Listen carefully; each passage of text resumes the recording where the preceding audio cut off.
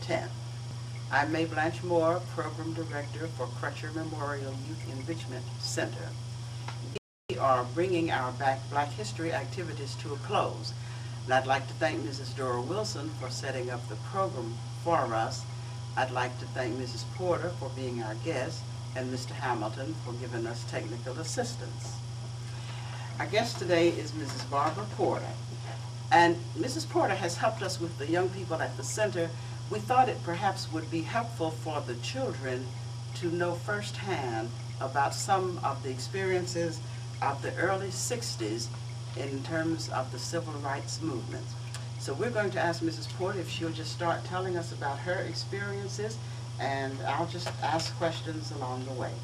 Thank you so much for coming. I'm very happy to be here, and very happy to have the opportunity to let the kids know what some of the things we went through as young people, and to try to encourage them to take responsibility, not only for themselves, but people around them that's made the way for them, that they would take a stand and do what's right themselves, to make good citizens and make right decisions, to make the country better for us all. You all certainly did a good job of opening some doors for us. I understand that Knoxville hasn't always been quite like it is now. No, it hasn't been, but I think about the people that were up front in the civil rights movement, and such as your father and other ministers in the city that took a stand for all the people in the city. And I remember seeing Reverend Crutcher and so many other ministers that stood on the step and instructed us on how to act, you know, and we had to think not only of ourselves, but of other people. Were you involved in these marches, the demonstrations, the sit-ins, or any of that? Yes, but like I say, I wasn't up front in them, but I was involved in the sit-ins, and when we would march from Mount Olive Church, and we went in a peaceful way. They encouraged us to do everything in a peaceful way, and we would march from the church to Gay Street, and then we were assigned to different businesses that had restaurants in them, or counters, lunch counters, and I have to admit I was very nervous. You were? I was very nervous, but you have to do what's right. And so we would go and browse through the store, you know, like you're shopping, and then when a seat was available at the counter, then you would go over and sit down.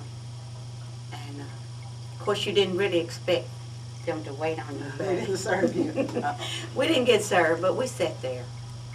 And did the white people who were at the counter stay there while you were sitting there? well, no, some would get up and walk away, and they really didn't like, you know, for you to come in and sit down like that. But after so many people would come in and take their place at the counter to wait to be served, they would cut the lights down low or off even, and turn the coolers up, and it would be so cold, just waiting, you know, just waiting. And I had, one day we were there and sitting at the counter, and this white woman came down the steps. She was, oh, I just knew she was going to come over and hit me, and I was nervous. I was really nervous. But she didn't. She came and sat down beside me, and she started just saying, this is not right. This is not right to treat people this way. She sat there with us, and after a while, you know, when they would cut the coolers on real cold and cut the lights out, eventually we would get up and leave. But people like Reverend Crutcher and the civil rights leaders, you had to keep going. You had to keep trying. When things are not like we want them to be or the way they should be, we had to keep trying.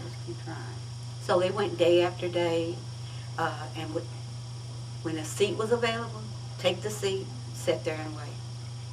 And you did this for several days? Several days I did. I didn't go as long as many times as other people did, but I just can remember the experiences that I had, and it wasn't pleasant for the people that were out front, because they were arrested, put in jail, you know, and talked to in a kind of way. We never had dogs come in. Oh, you didn't? No, or they turned the water hose on you. But people would say things, you know.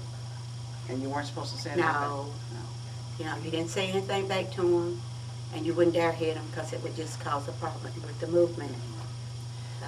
Do you think that the black businesses in the community supported you? At that time, I believe most of the businesses were maybe on Vine Street or places like that.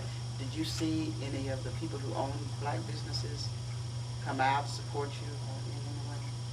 You know, I'm just not sure, but I'm sure, I want to feel like they did.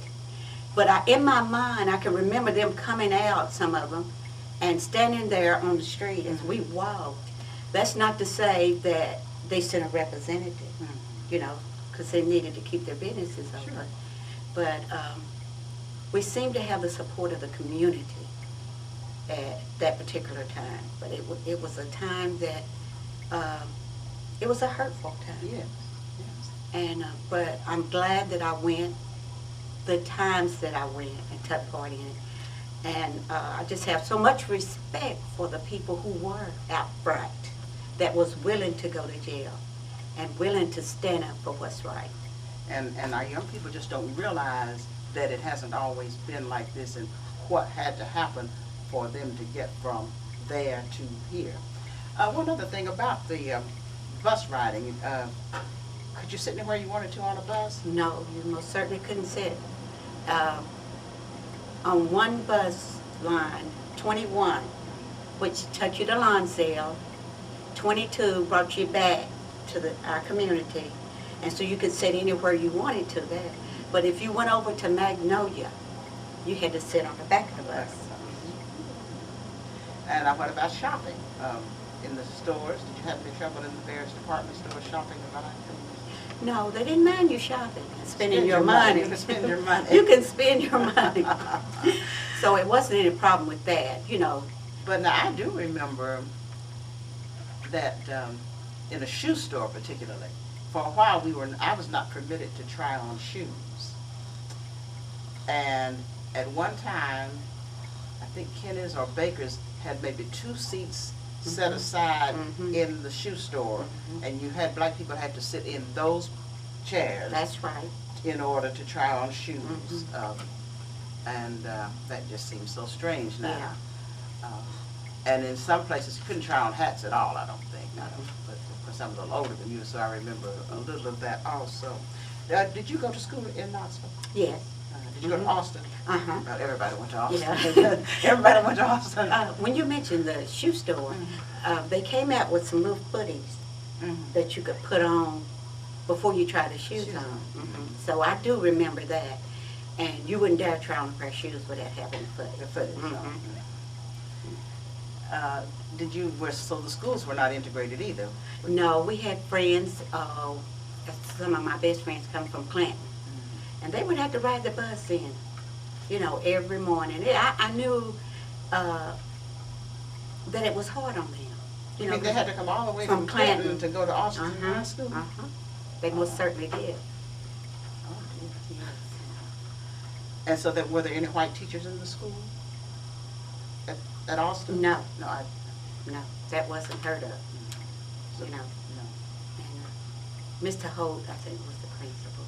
But I do, it just stands out in my mind. And the young people today can pretty much go to any school they want to go to. Yes.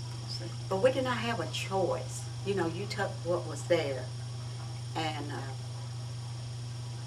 I just would like to encourage the children to be more grateful for what they have. Because they don't know what it is to, if it's just one seat left on the bus. If it happened to be up front, you just stood up. You stood up. You stood up. You didn't, you know, you didn't sit up front. You sit in the back. And I think about many days when we wanted to go to Chihawi Park. And, you know, we ride by or something, and you'd see the beautiful lights and the merry-go-round going around the wheel, just roller coasters and things, and you could not go except on the 8th of 8th August. of August, that's right. And finally, they let you go every Thursday, maybe. Every once a Thursday, week. yes. Yeah. But you just could not go because you wanted to. That's right. We have come a long way, but there is a long way to go. Yes, it is. And I hope that our young people will realize that what you went through, what all of us did, that was just the beginning. That broke down some of the more obvious things. But there's so much more. Now it's a matter of employment, and it's not just employment within your racial group or even with the Caucasian racial group. We're talking about the world economy. That's right. We're competing with everyone. So we need to be sure that our young people understand it, take advantage of it. And we are so grateful to you for sharing your experiences with us. I'm so glad to be here. And see, it's good for the young people. You read these things in books, but you don't always know a person who actually experienced it in this city. And you bring that perspective to us, and I appreciate it so much. Well, I'm glad to have the opportunity to be here, Miss Moore. Thank you so much.